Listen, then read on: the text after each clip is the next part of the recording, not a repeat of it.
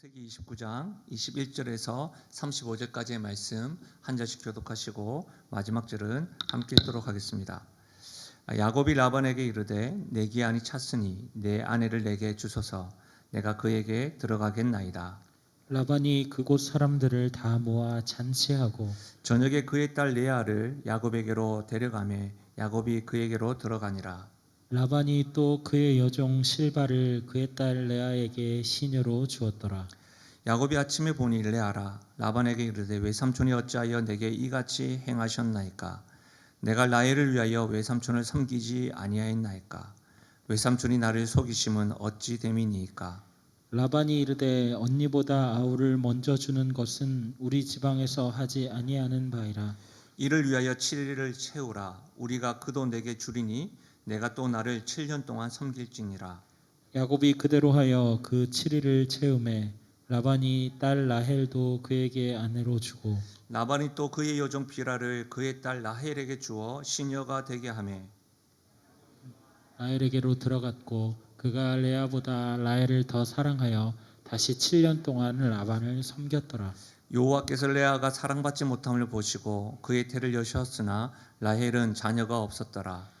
레아가 임신하여 아들을 낳고 그 이름을 르우벤이라 하여 이르되 여호와께서 나의 괴로움을 돌보셨으니 이제는 내 남편이 나를 사랑하리로다 하였더라. 그가 다시 임신하여 아들을 낳고 이르되 여호와께서 내가 사랑받지 못함을 들으셨으므로 내게 이 아들도 주셨도다 하고 그의 이름을 시므온이라 하였으며 그가 또 임신하여 아들을 낳고 이르되 내가 그에게 새 아들을 낳았으니 내 남편이 지금부터 나와 연합하리로다 하고 그의 이름을 레위라 하였으며 함께요.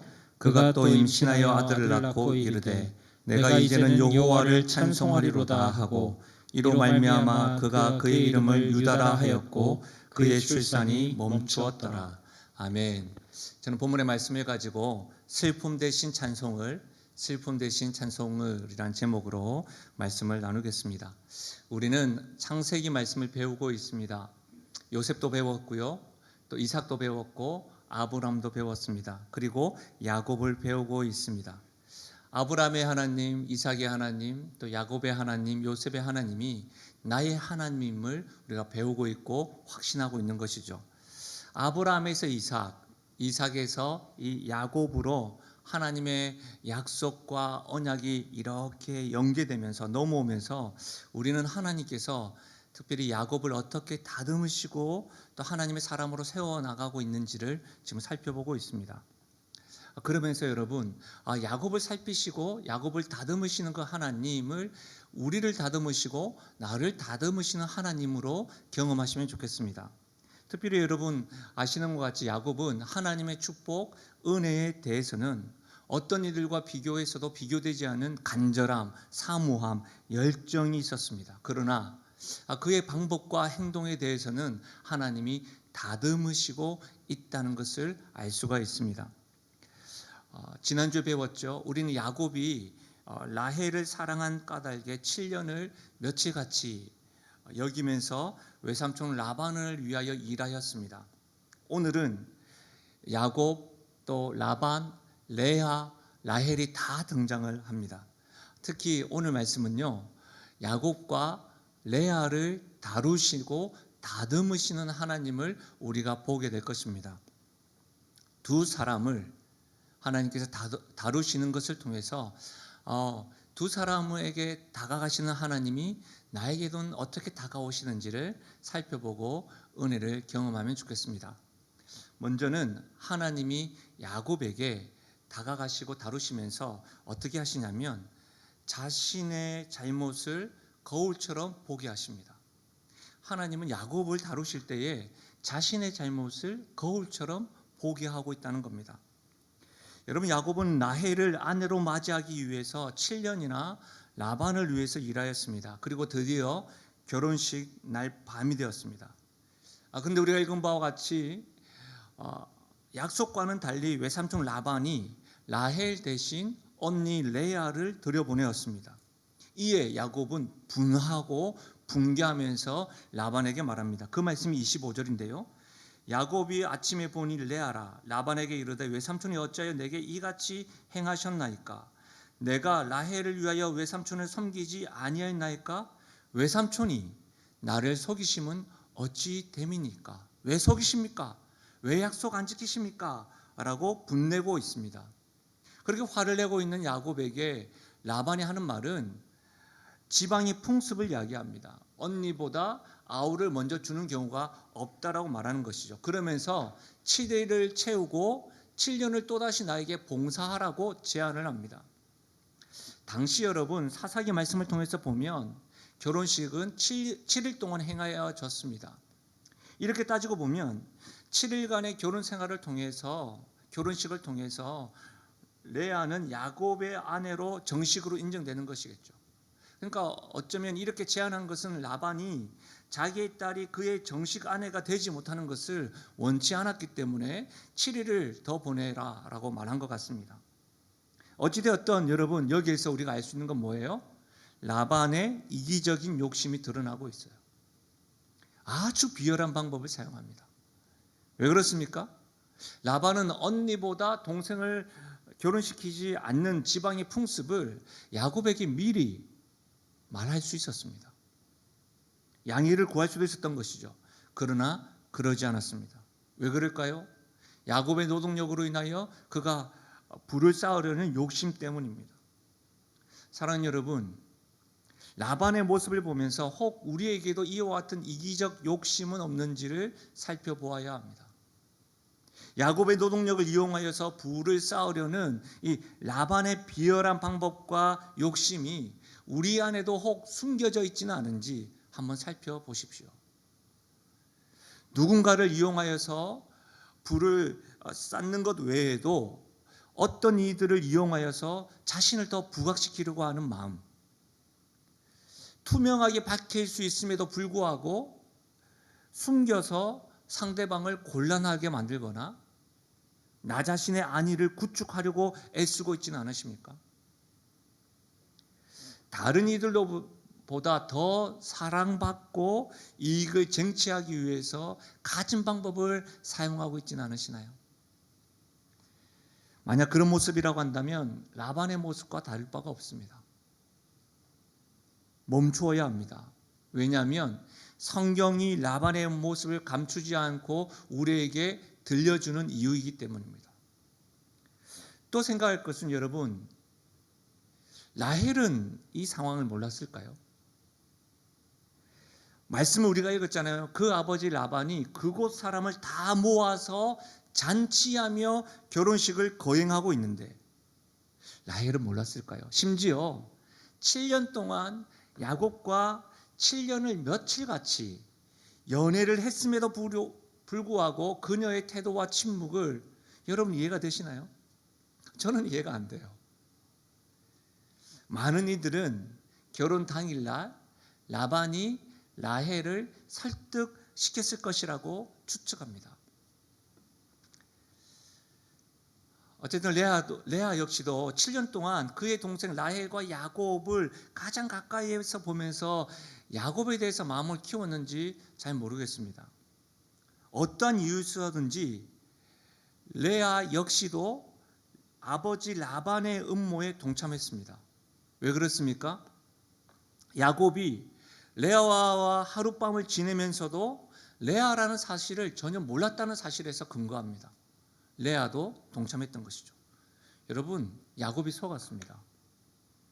속고 속이는 1인자라고 할 수 있고 야곱이라고 하는 히브리 원어는 씨름에서 우리로 이야기하는 뒤집기와 같이 속이는 기술이라고 하는 이름의 뜻입니다.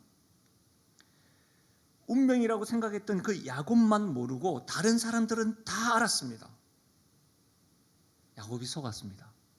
7년 동안 함께했던 라반과 레아에게 속았습니다. 사랑하는 사람에게도 속았습니다. 라헬과의 이 결혼이 야곱의 인생에서 7년간의 농사로 이해가 된다고 한다면 한순간에 흉년을 경험하고 있습니다. 야곱이 한평생을 걸고 투자하고 반짬을 줄여가면서 온 힘을 기울였던 일이 한순간에 거짓으로 페인트칠을 해줘 버렸습니다. 사랑하는 여러분, 우리 역시도 모든 것을 걸었던 일이 한순간에 무너지고 모래처럼 부서지는 것을 경험할 수가 있습니다. 우리 역시도 가장 가까이 여기는 사람, 늘 함께 했던 사람, 사랑했던 사람들에게도 속임을 당할 수가 있습니다. 한순간에 말입니다. 여러분, 이것이 인생입니다.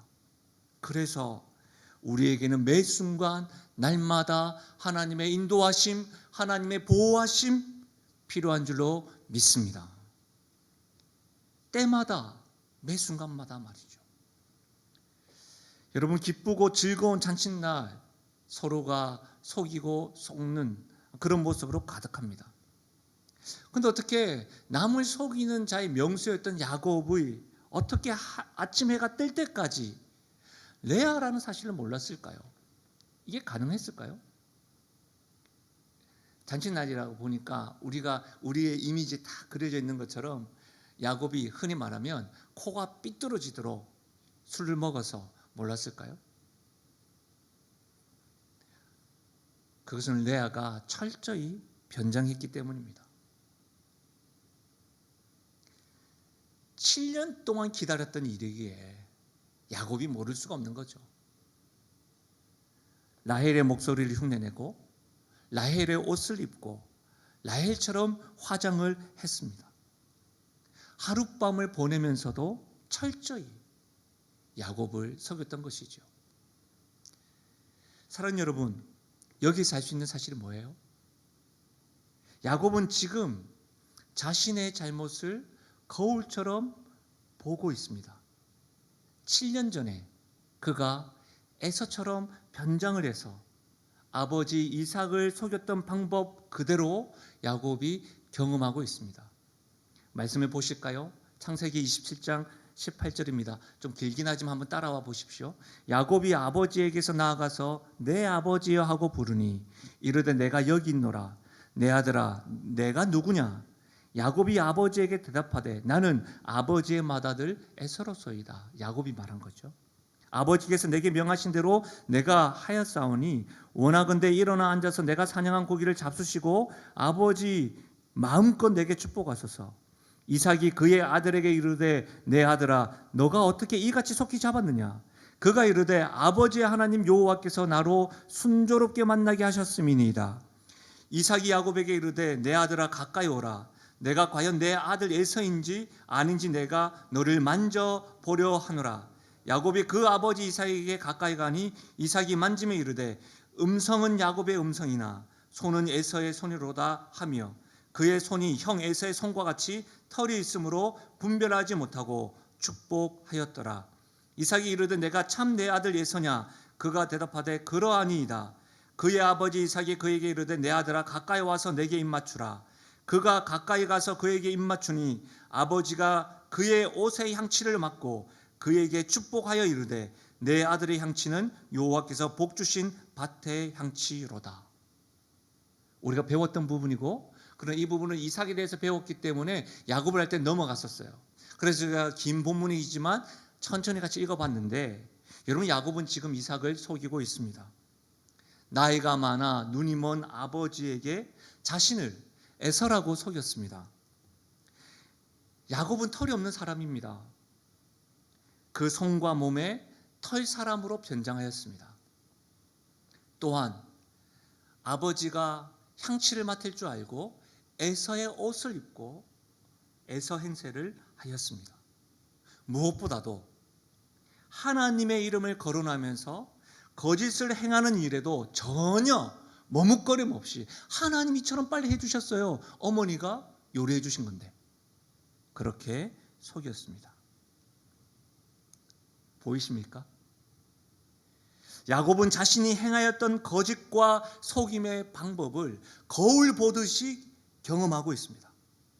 물론 우리가 야곱을 배우면서 야곱은 베들에서 하나님을 경험한 후에 위로받고 새로운 인생을 시작하였습니다. 그러나 자기가 속이고 거짓으로 행하였던 일에 대해서 지금 대가를 치르고 있는 모습입니다. 하나님께서 야곱에게 자신의 잘못을 거울 보듯이 경험하게 하는 것은 하나님이 사랑하는 야곱을 다듬으시는 하나님의 공의요 사랑입니다. 지금의 모습, 베델에 하나님을 만나고 나서의 모습도 좋지만 더 하나님의 사람으로 다듬으시고 조각하고 있는 겁니다. 우리는 하나님은 범죄한 죄를 용서해 주실 뿐만 아니라 내가 받아야 될 대가 역시도 없애 주시기를 기도합니다. 그러나 여러분, 하나님은 회개한 죄는 용서하지만 잘못한 것에 대한 대가를 치르게 할 때가 있습니다. 대표적으로 다윗이 그러합니다.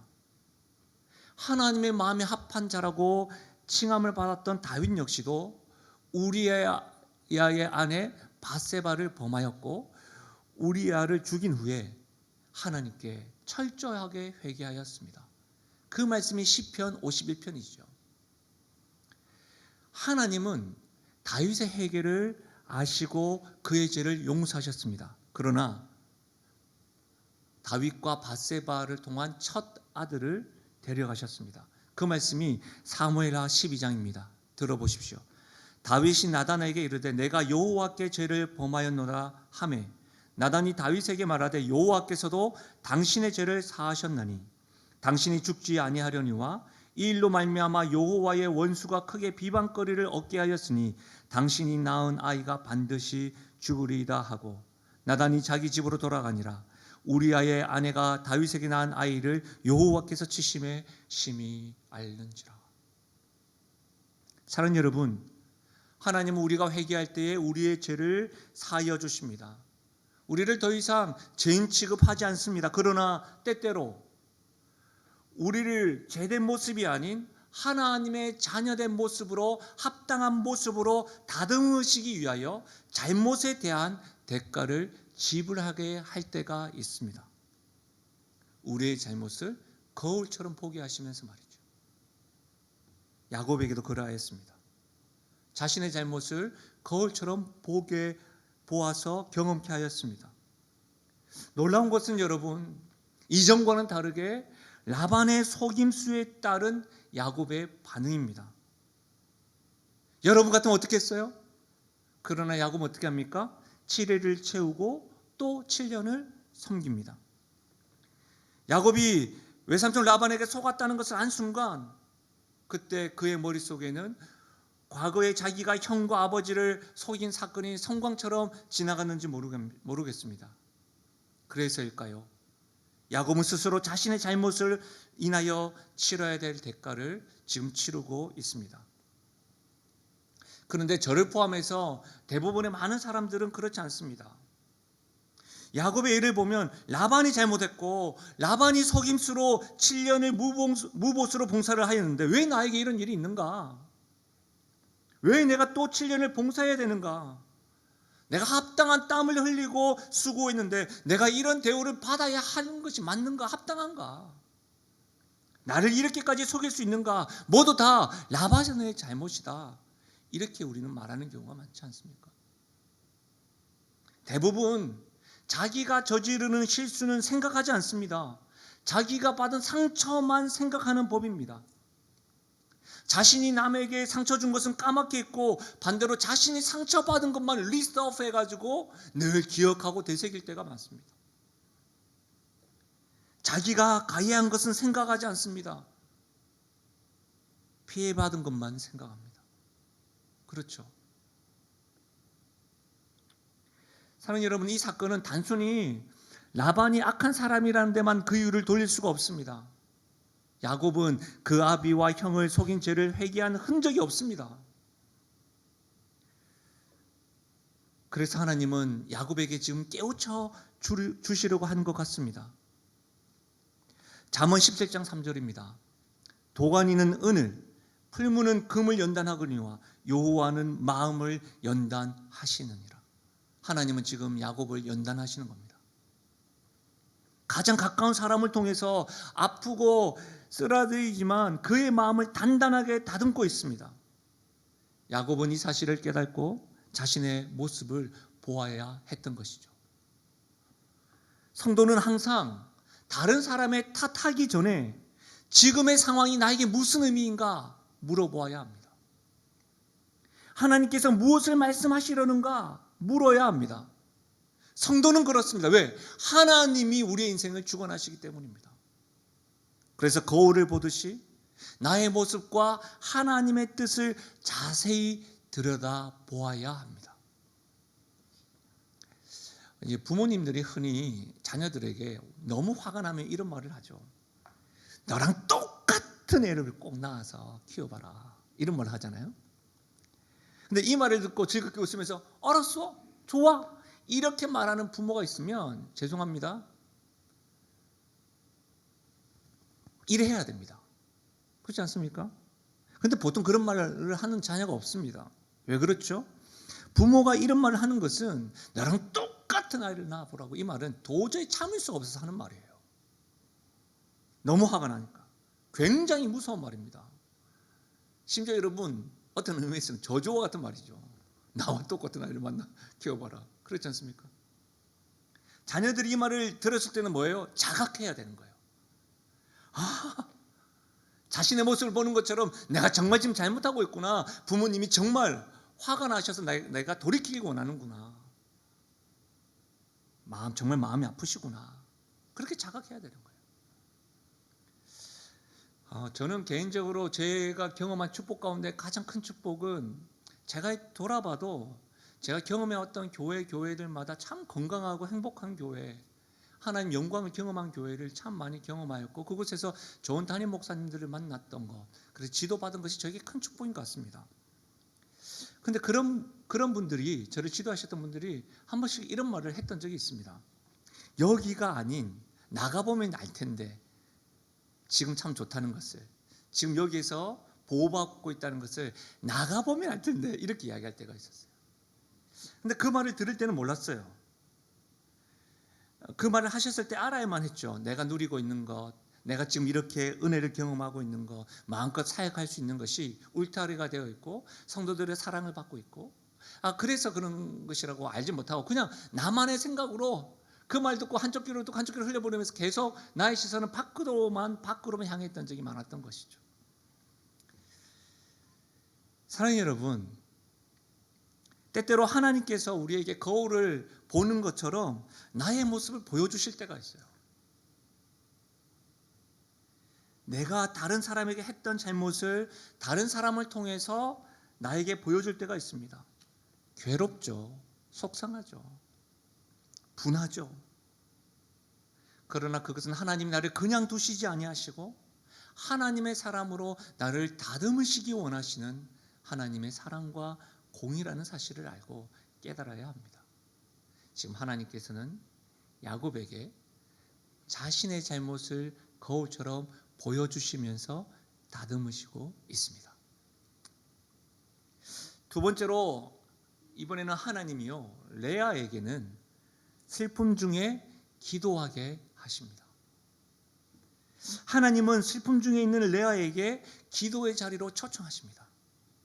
레아는 하나님을 바라보고 부르짖고 있습니다. 31절에서 35절까지의 말씀은 사랑받지 못한 여인 레아를 하나님께서 생각하셔서 태를 여시는 말씀입니다. 사실 여러분, 레아처럼 불쌍한 여인도 없습니다. 물론 레아는 아버지 라반의 속임수에 동조를 하였으나 그는 어떤 의미에서는 여러분, 덤으로 끼워 파는 물건처럼 야곱의 아내가 되었습니다.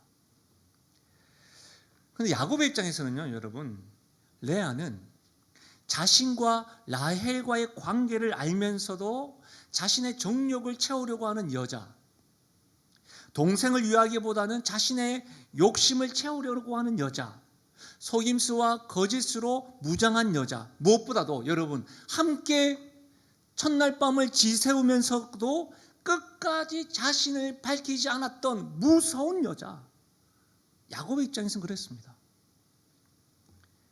그래서 레아는 야곱에게 늘 곁에 있으나 없는 사람 취급받았습니다. 이처럼 괴로운 게 있을까요? 같은 장소에 있는데 늘 대면하는데 투명인간 취급을 하는 것이죠.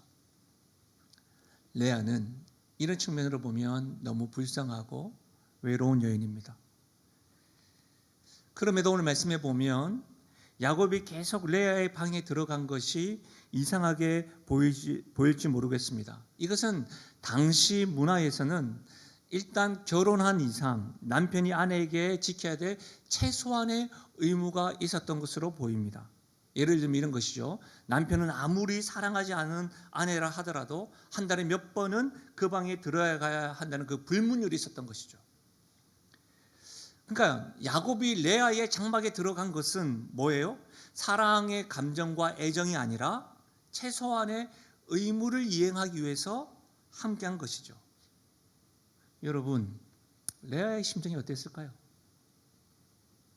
여러분이 레아라고 한다면 어떠실 것 같으세요? 감정도 하나도 없는데 그냥 최소한의 의무로 대하는 거예요. 0.0001% 감정이 없는데 의무만 다하는 사람. 옆에 버젓이 있는데 무인도와 외톨이로 만드는 상황이면 누구나 여러분 마음이 상하고 기분이 언짢지 않을까요? 혹 지금 예배를 드리고 있는 여러분, 이 레아의 감정과 심정을 공감하시는 분 계신가요? 우리 역시도 이와 같은 경험을 종종 경험합니다. 젊은 부부들뿐만 아니라 집사님들이 저에게 이렇게 메일을 보내고 이렇게 마음을 토하는 경우가 있어요. 어떤 경우냐면 집에 들어갔는데 어느 누구도 반기지 않고 자신들은 다 TV 시청만 하고 있다는 거예요. 뭐 요즘 같으면 어때요? 아버지나 어머니가 일하고 딱 들어가는데 올림픽만 보고 있는 거지. 거기에다가 치킨만 먹고 있는 거지, 자기들이. 아는 척도 안 하고. 가족이긴 한데 참 그 이상의 친밀한 관계임을 의심하게 됩니다. 심지어 방에 있는 줄 알면서도 자기들만 웃는 소리를 밖에서 들린다고 한다면 도저히 참을 수 없는 감정이 올라오기도 합니다. 월급을 가져다 주기도 하지만 그 이상도 그 이하도 아닌 남편과 아내의 관계가 바로 야곱과 레아의 관계입니다. 같은 공간에서 생활은 하지만 서로 간에 나름의 절대적인 라인이 있어요. 서로 관여하지 않아요. 독립적인 그로만 살아가는 모습도 야곱과 레아의 모습입니다. 이 같은 모습은 가정에서만 일어나는 것이 아닙니다. 회사에서도 친구들과도 사랑하는 사람들과도 경험합니다. 사랑하는 여러분 어떻습니까? 여러분의 가정은 최소한의 가족이라는 것으로만 묶여 있으나 그 이상 이하도 아닌 무미건조한 관계는 아니신가요? 친밀하고 따뜻하고 함께 웃는다는 것을 경험하지 못해서 그냥 이대로가 편하다고 생각하고 있지는 않으십니까? 직장에서 이런 대우를 받고 있으신가요? 친구들과 사랑하는 사람들과의 관계는 야곱과 레아와의 관계와 같지 않으십니까? 만약 이런 경우라고 한다면 어떻게 해야 될까요? 이런 관계가 유지되어 있는 레아는 어떻게 해야 할까요? 그녀는 슬픔 중에 기도하였습니다. 하나님을 찾았습니다. 자신의 과오로 아버지의 그 모반에 함께 동참한 것으로 인하여 이 결과가 초래된 것이라고 자책하는 것으로 결론 짓지 아니하고 하나님의 은혜를 구하였습니다. 하나님께 부르짖었습니다. 그 말씀이 32절에서 34절까지의 말씀인데요. 이 말씀을 우리 함께 읽어볼까요? 창세기 29장 32절에서 34절까지 같이 읽겠습니다. 시작. 레아가 임신하여 아들을 낳고 그 이름을 르우벤이라 하여 이르되 여호와께서 나의 괴로움을 돌보셨으니 이제는 내 남편이 나를 사랑하리로다 하였더라. 그가 다시 임신하여 아들을 낳고 이르되 여호와께서 내가 사랑받지 못함을 들으셨으므로 내게 이 아들도 주셨도다 하고 그의 이름을 시므온이라 하였으며 그가 또 임신하여 아들을 낳고 이르되 내가 그에게 새 아들을 낳았으니 내 남편이 지금부터 나와 연합하리로다 하고 그의 이름을 레위라 하였으며. 여러분 보시는 바와 같이 읽었던 것 같이 레아는 자식을 출산할 때마다 하나님의 이름을 부릅니다. 하나님께 기도하였음을 의미하는 것이죠. 그러나 안타까운 것은 여러분 레아는 하나님께 기도하고 있지만 그 기도의 응답은 야곱에 대한 소유욕에 집중되어 있습니다. 야곱의 사랑을 얻는 것이 자신의 전 인생의 목표였습니다. 레아에게는 야곱이 전부였고 남편의 사랑을 얻는 것이 자신이 살아가는 이유였습니다. 여러분, 아들 루벤을 출산했을 때 레아는 하나님께서 나의 괴로움을 보셨고 이제는 자신의 남편 야곱의 사랑을 받을 것이라고 확신했습니다. 루벤으로 인하여 상황이 역전될 것이라고 생각했던 레아의 생각과는 정반대였죠. 왜요? 세월이 지났습니다. 그리고 아들 시므온을 출산했을 때 보십시오. 여전히 야곱이 레아를 돌보지 않았음을 그의 말로 알 수가 있습니다. 여호와께서 내가 사랑받지 못하였음을 들으셨으므로. 그렇죠? 루벤을 출산한 이후에도 내가 여전히 사랑받지 못하였음을 하나님이 들으셨으므로 나에게 아들을 주셨다라고 고백하고 있습니다. 레아는 야곱에 대한 자신의 마음을 포기하지 않았습니다. 그래서 아들 레위를 출산했을 때 뭐라고 합니까? 내 남편이 지금부터 나와 연합할 것이다 라고 확신했습니다. 그러나 레아에 대한 야곱의 마음은 여전했습니다. 여러분, 아들 3명 루벤, 시몬, 레위를 낳았던 것을 여러분 연년생으로 낳았다고 하더라도 최소 3년이에요. 그 시간 동안 육체적인 사랑 그 외에는 다른 어떤 것도 바랄 수가 없고 소유할 수 없었던 모습이 바로 레아의 모습입니다. 만약에 우리가 예전에 아는 것처럼 그냥 단지 식모라든지 씨바지라고 한다면 조금은 그의 상실감이 해소가 되었을까요? 슬픔 중에서도 기도한 레아의 모습은 우리에게 도전이 됩니다. 그러나 아쉬움이 있습니다. 믿음으로 기도는 하지만 하나님 앞에 부르짖지만 그의 소망이 남편의 사랑에 집중되어져 있습니다. 그의 온통 관심은 하나님이 아닌 남편입니다. 사랑하는 여러분, 여기서 우리가 분명히 아셔야 될 건 뭐냐면 영적인 일에 열심이지만 우리 역시도 레아처럼 잘못된 욕망을 채우기 위한 수단으로 기도를 이용할 수 있다는 사실입니다. 이 오류에 빠져서는 안 됩니다. 슬픔을 단지 희락으로 바꿔달라고 하는 기도가 아닌 슬픔 중에도 하나님을 바라는 믿음이 필요합니다. 명심하십시오. 사랑하는 여러분, 한번 따라 하실까요? 하나님은 선하십니다. 다시 한번 더, 하나님은 선하십니다. 믿으십니까? 여러분, 하나님이 선하신 분이시기에 하나님께서 우리의 기도에 응답하시는 것은 모든 것이 선합니다. 할렐루야. 그렇기 때문에 슬픔 중에도 기도할 때 하나님 내 슬픔을 희락으로 바꿔주십시오. 이 기도, 내 남편이 마음 돌리게 해주십시오. 이 기도 이전에 하나님 이 상황 가운데 하나님의 선하신 뜻들을 바라보게 해주십시오라고 하는 기도가 필요한 거예요. 하나님이 우리에게 응답하시는 모든 것은 선합니다. 그렇지 않으면 기도는 단지 한 많은 부르짖음으로 전락하게 됩니다. 한 많은 부르짖음은 선하신 하나님이 아닌 다른 우상들에게도 할 수 있는 거예요. 그런데도 놀랍게도 레아의 기도가 바뀝니다. 슬픔 중에 한이 가득했던 부르짖음이 찬양이 됩니다. 35절인데요. 함께 읽을까요? 35절입니다. 시작. 그가 또 임신하여 아들을 낳고 이르되 내가 이제는 여호와를 찬송하리로다 하고 이로 말미암아 그가 그의 이름을 유다라 하였고 그의 출산이 멈추었더라. 내가 이제는 여호와를 찬송하리로다. 남편 야곱만을 바라봤던 레아가 이제는 하나님을 찬양하고 있습니다. 야곱만 바라보았던 레아의 눈이 이제는 하나님을 향하여 보고 있습니다. 사랑하는 여러분, 슬픔 중에 기도하고 있으십니까? 그 슬픔 중에 그 기도가 한이 되어서 하나님께 부르짖으십니까? 그 한이 찬양으로 바뀌기를 주의 이름으로 부탁드립니다. 사랑하는 여러분, 이것이 레아의 의지인가요? 의지의 여인인가요? 어떻게 이럴 수가 있지? 철의 여인인가요? 아닙니다. 31절 말씀 보십시오. 여호와께서 레아가 사랑받지 못함을 보시고 그의 태를 여셨으나 레아의 욕망의 기도가 찬양으로 바뀐 것은 온전히 그의 삶 가운데 간섭하시고 돌보시는 하나님 때문이었습니다. 레아의 상처와 슬픔을 보시고 그의 연약함을 만지시고 치유하심의 결과인 것이지요. 사랑하는 여러분, 어떤 이들은 하나님을 단지 온 세상의 주인, 구원자로만 생각하고 크시고 위대하신 분으로는 알고 있지만 멀리 서서 계셔서 구원하신 분으로만 끝내버립니다. 나의 삶과는 무관한 분으로 오해하십니다. 그렇지 않습니다, 여러분. 우리 하나님은 나의 아픔과 슬픔을 아시고 보시는 분이십니다.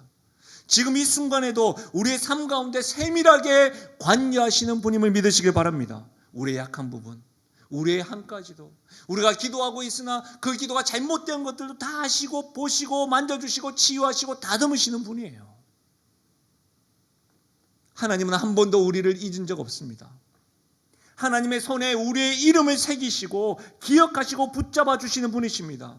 이 하나님이 우리의 기도의 대상인 거예요. 찬양의 대상인 거예요. 우리의 연약함을 치유하시고 다듬으시는 분이라는 거예요. 사랑하는 여러분, 기도를 통해서 하나님을 바라보았던 레아의 이후의 모습은 어떨까요? 계속해서 우리가 야곱을 통해서 배워나가겠지만 결론적으로 레아의 모습이 어떠했는지 성경은 증언하고 있습니다. 아주 중요하게. 창세기 48장 7절인데요. 보십시오. 내게 대하여는 내가 이전에 밧단에서 올 때에 라헬이 나를 따르는 도중 가나안 땅에서 죽었는데 그곳은 에브랏까지 길이 아직도 먼 곳이라 내가 거기서 그를 에브랏 길에 장사했느니라. 에브랏은 곧 베들레헴이라. 라헬이 7년을 며칠같이 사랑했던 라헬이 죽었습니다. 그리고 베들레헴 가는 길에 에브랏 길가에 라헬을 장사했습니다. 창세기 49장입니다. 그가 그들에게 명하여 이르되 내가 내 조상들에게로 돌아가리니 나를 햇사람 에브론의 밭에 있는 굴에 우리 선조와 함께 장사하라. 이 굴은 가나안 땅 마므레 앞 막베라 밭에 있는 것이라. 아브라함이 햇사람 에브론에게서 밭과 함께 사서 그의 매장지를 삼았으므로 아브라함과 그의 아내 사라가 거기 장사되었고 이삭과 그의 아내 리브가도 거기 장사되었으며 나도 야곱도 레아를 그곳에 장사하였노라. 가나안 땅 마므레 땅 헤브론은 굉장히 중요한 것입니다. 구약에서부터 신약에 이르기까지 헤브론 땅은 굉장히 하나님의 역사, 하나님의 언약과 뗄래야 뗄 수 없는 곳입니다. 그런데 그곳에 여러분 아브라함이 돈을 주고 샀지요. 그곳에 아브라함과 사라가 묻혔어요. 이삭과 리브가도 묻혔어요. 그 중요한 곳에 야곱은 레아와 장사되었습니다. 라헬이 아닙니다. 라헬은 어디에 있죠? 길가에 있습니다. 무슨 말입니까? 야곱의 마음이 세월이 가면서 레아에게 갔다는 겁니다. 하나님을 찬양하고 하나님께 집중하는 레아의 모습에서 야곱의 마음도 집중하였음을 알 수 있습니다. 그토록 얻고 싶었던 남편의 마음을 레아는 하나님께 집중하고 하나님께 시선을 돌릴 때 얻을 수 있었다는 사실입니다. 제가 아는 저자 책인데요. 나랑 결혼해 줄래? 책에 보면 아주 유명한 저자죠. 그 책에 보면 여러분 그림 하나가 있습니다. 그림 하나 보실래요? 이 삼각형의 그림인데 꼭지점에 하나님 예수 그리스도가 있고 나와 너가 있어요. 나와 너, 남편과 아내, 나와 너가 가까워지려면 어떻게 해요? 하나님께 가까이 갈 때 가까워진다는 거예요. 남편만 가까이 가고 아내는 가까이 가지 않으면 거리가 멀어지고 아내는 하나님께 가까이 가는데 남편에게 가까이 가지 않으면 거리가 멀어진다는 거예요. 우리 모두는 다 결혼하기 전까지 각양각색의 가치관과 문화관 속에서 사랑하지만 달라요. 그런데 가까워지는 방법 뭐예요? 우리를 맺어주시고 결혼을 하게 하시고 중심 되시는 하나님께 가까이 갈 때, 예수 그리스도께 가까이 갈 때 두 사람이 연합할 수 있다는 거예요. 사랑하는 여러분, 야곱과 레아 모두가 하나님을 가까이 할 때 가까워졌습니다. 전적으로 하나님을 중심으로 모실 때에 우리는 서로 간에 가까워지고 우리가 가지고 있는 소원하는 것들도 하나님께 허락하심을 믿으시기 바랍니다. 더 놀라운 사실은 뭔지 아세요? 레아의 넷째 아들 유다를 통해서 예수 그리스도의 계보가 이어집니다. 할렐루야. 하나님이 이렇게 역사하시고 하나님이 이렇게 다듬으셔서 하나님의 스토리를 이어나가시는 겁니다. 말씀을 마무리하겠습니다. 오늘은 야곱과 레아를 다루시고 다듬으시는 하나님을 살펴보았습니다. 야곱은 자신의 잘못을 거울을 보는 것과 같이 경험하면서 하나님 앞에 회개하고 하나님이 그를 베델에서 만났던 야곱보다 더 하나님을 닮아가는 사람으로 다듬는다는 것을 알게 되었습니다.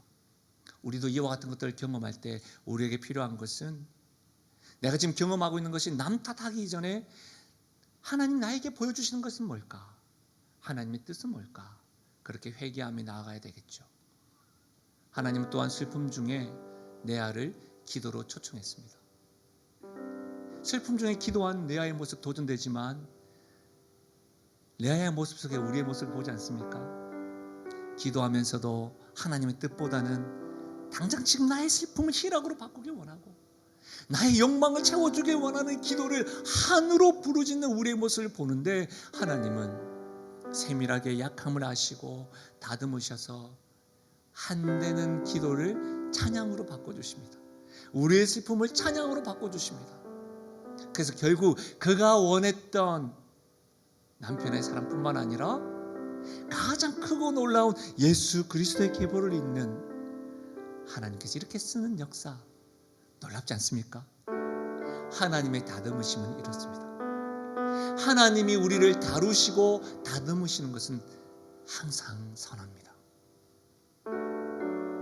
어려운 중에 있습니다. 살아계신 하나님께 우리의 삶을 맡겨보지 않으시겠습니까?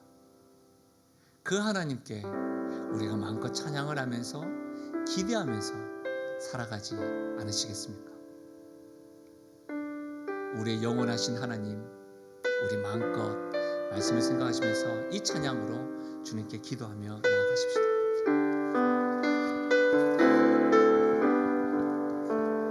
나의 영원하신 기억 생명보다 귀하다. 나의 갈 길 다가도록 나와 동행하소서. 주께로 가까이 주께로 가오니 나의 갈 길 다가도록 나와 동행하. 세상 복이 아닌 함과 세상 복이 아닌 함과 모든 명예 버리고 험한 길을 가는 동안 나와 동행하소서. 주께로 가까이 주께로 가오니 나의 갈 길 다가도록 나와 우리 1절 다시 한번 찬양하실까요? 나의 영원하신 기억 나의 영원한 생명보다 귀하다. 생명보다 귀하다. 나의 갈 길 다가도록 나와 동행하소서. 주께로 가까이 주께로 가오니 나의 갈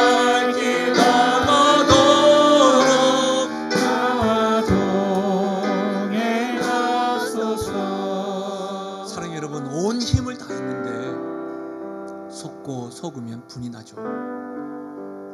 사랑했던 사람, 함께했던 사람이 나를 속이면 분이 나죠. 화가 나죠. 외딴 섬으로 애정과 감정이 없는데 레아와 같은 대접을 받으면 슬프죠. 그 감정을 어떻게 알겠어요? 기도해도 환밖에 되지 않죠.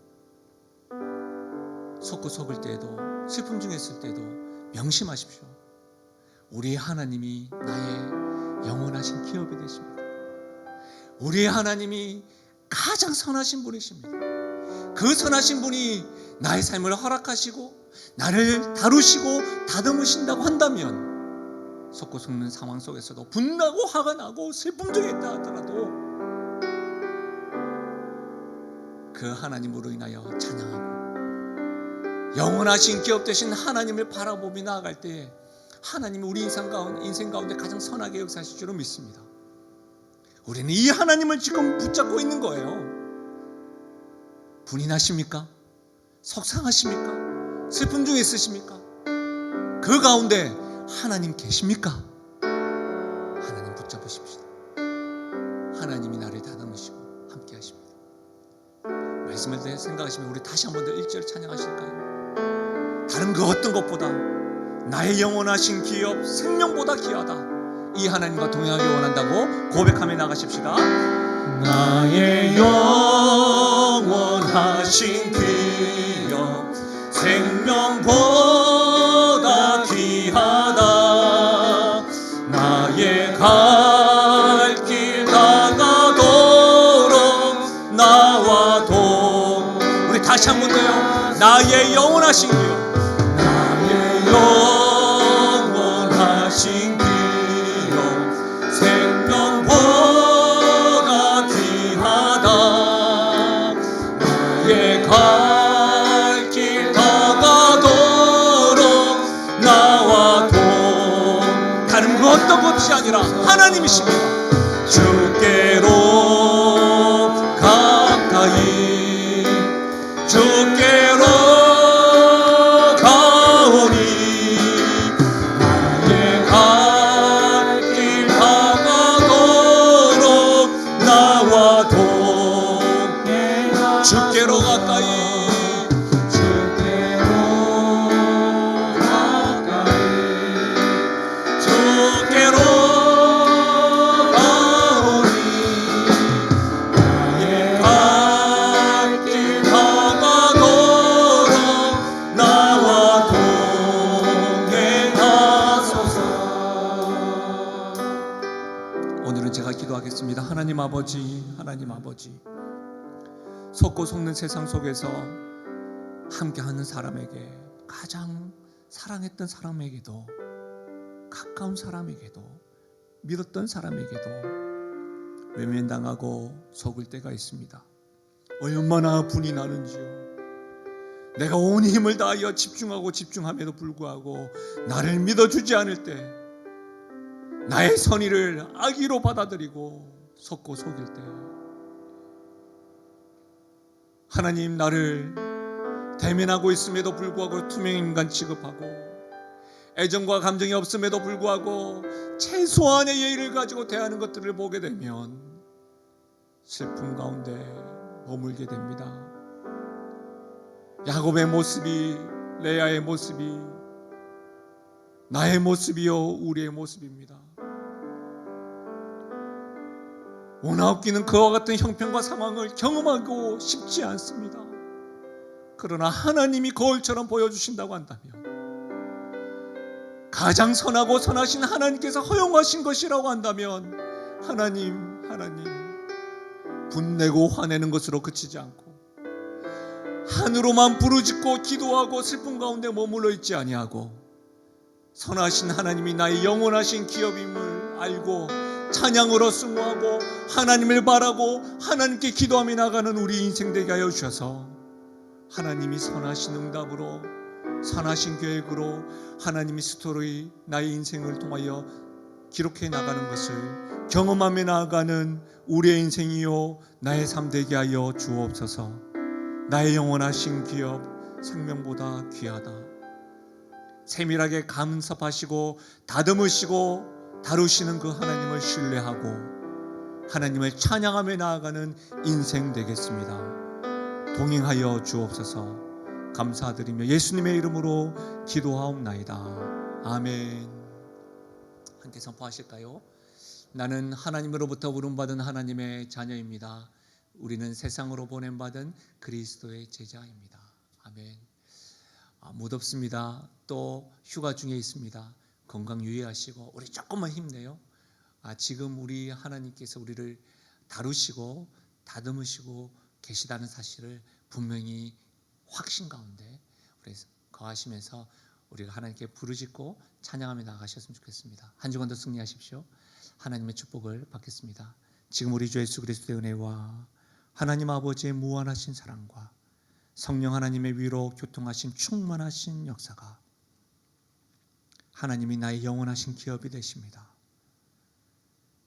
하나님이 우리를 다듬으시고 다루신다는 사실을 기억하고 슬픔 중에 거하기보다 섞고 섞는 세상에서 분노하고 화를 내며 탓하기보다 선하신 하나님을 신뢰하고 하나님께 찬양하며 하나님께 동행하기로 고백하고 결단하며 나아가는 사랑하는 모든 성도들의 머리 위에와 그들의 가정과 기도 제목 위에, 특별히 사랑하는 다음 세대 머리 위에 지금부터 영원토록 함께 하시기를 축원하옵나이다. 아멘.